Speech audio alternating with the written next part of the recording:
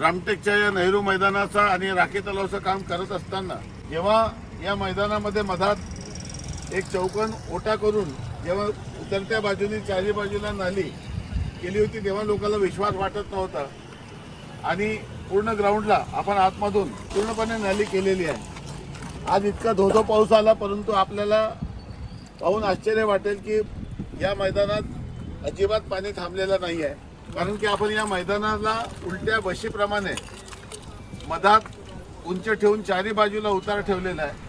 त्यामुळे या मैदानाचं काम अतिशय चांगल्या पद्धतीने झालेलं आहे। आता या नवीन पद्धतीचे दगड आपण या ठिकाणी लावलेले आहेत आणि आतमध्ये देखील आता संपूर्णपणे हा जो परिसराचं काम सुरू आहे यातून भविष्यात लवकरच रामटेकच्या आणि आजूबाजूच्या लोकांना बदललेला नेहरू मैदान आणि राखी तलाव या ठिकाणी दिसणार आहे। तो जो गेट आपण बघत आहोत त्याला देखील दगडी सपोर्ट आपण लावत आहोत आणि आतमध्ये हे जे पिरॅमिड्स होते ते पिरॅमिड्स हे देखील आपण आता दगडाने केलेले आहेत। या मैदानात ज्या पद्धतीने आपण कंपाऊंड वॉलला दगडं लावलेले आहेत तशाच पद्धतीने या साईडनी पूर्ण वॉल होत आहे आणि या वॉलला देखील अशाच पद्धतीने दगड लावण्यात येईल। त्यामुळे बाहेरून हा परिसर अतिशय सुंदर आणि लोकांना आकर्षक दिसणार। या मैदानामध्ये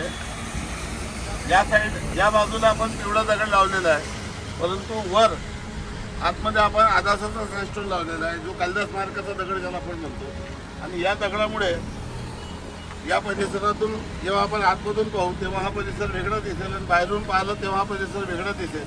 आणि इथं वरचा दगड या फॅमिलीचा असल्यामुळे वरून हा एकसारखा दोन वेगवेगळ्या पद्धतीचा असणार आहे। आणि एकंदरीत या पूर्ण ग्राउंडमध्ये जर 360 डिग्रीचा विचार केला तर 4,500 ते 5,000 लोक या पायऱ्यामध्ये बसून कार्यक्रम पाहू शकतील अशा पद्धतीने या पायऱ्याची व्यवस्था आपण केलेली आहे। ही जी जागा आहे यामध्ये आपण वेगवेगळ्या पद्धतीचे स्टॅच्यू ठेवणार आहोत। कोणी बॅटिंग करून राहिला, कोणी बॉलिंग करून राहिला, कोणी सायकलिंग करून राहिला, कोणी फुटबॉल खेळून राहिला किंवा कोणी बॅडमिंटन खेळून राहिला अशा पद्धतीचे विविध स्पोर्ट्स असलेले म्युरल्स किंवा स्टॅच्यू आपण या ठिकाणी ठेवणार आहोत। आणि या पूर्ण परिस्थितीमुळे जर आपण पाहिलं आज हा मैदान आपण पाहा तर आपल्याला पूर्णपणे जे लोकांना अपेक्षित होतं, जे रामटेकच्या प्रत्येक व्यक्तीला अपेक्षित होतं, जे प्रत्येक माणसाचं स्वप्न होतं त्यापेक्षा उत्तम काम कसं करता येईल आणि लोकांना समाधान मिळेल, लोकांना आनंद मिळेल त्यांच्या आशीर्वाद आणि सहकार्यामुळे हे सर्व मला करता आलं।